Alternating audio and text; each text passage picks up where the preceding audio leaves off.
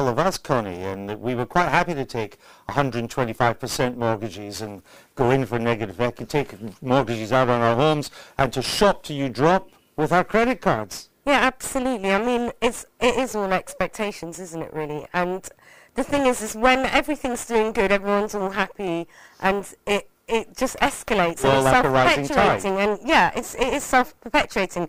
And then the minute anyone sort of gets that inkling of there's going to be a downturn, it's like a sort of snowball effect, which is also sort of self-perpetuating.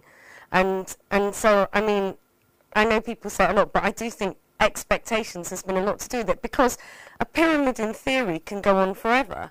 You can give IOUs, it can only break when it implodes. When the tide goes out. Yeah, exactly. And everyone's in their bathing suits. We don't know the depth of this yet, do we? Well, in some ways it's still early days.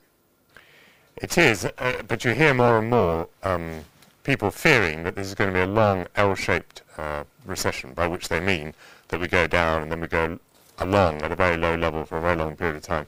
People making the comparison with Japan, which went through a very long recession indeed. Now, these people may be wrong or they may be right, but I think that is increasingly the expectation. We've started out going, tee-hee, look at the bankers, but what we're going to see is a cascade effect with the collapse of financial services into all sorts of things like restaurants and coffee shops and service industries. And we'll start to blame more than the bankers too, I suspect.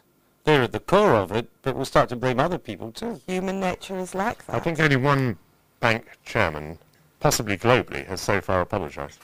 Who is that? McKillop of the RBS. The Royal Bank of Scotland, who will no longer be chairman for much longer. And it should mean, as we head into this recession, curtains for any incumbent, as it did for the Republicans. But maybe not. No. And it might well. And it might well. Do you think Gordon's had a good recession so far? In as much as it's been good for him. I mean, that's what I mean. Him round. He's brought him back from good job. I know. I mean, like 29 points down and to like 1.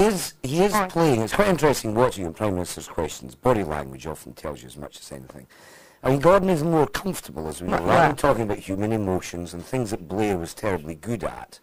Gordon's much happier in conversation talking about financial strictures and economic disciplines and, you know, all that kind of vocabulary in that world. So he's more relaxed and he's in a position to do something.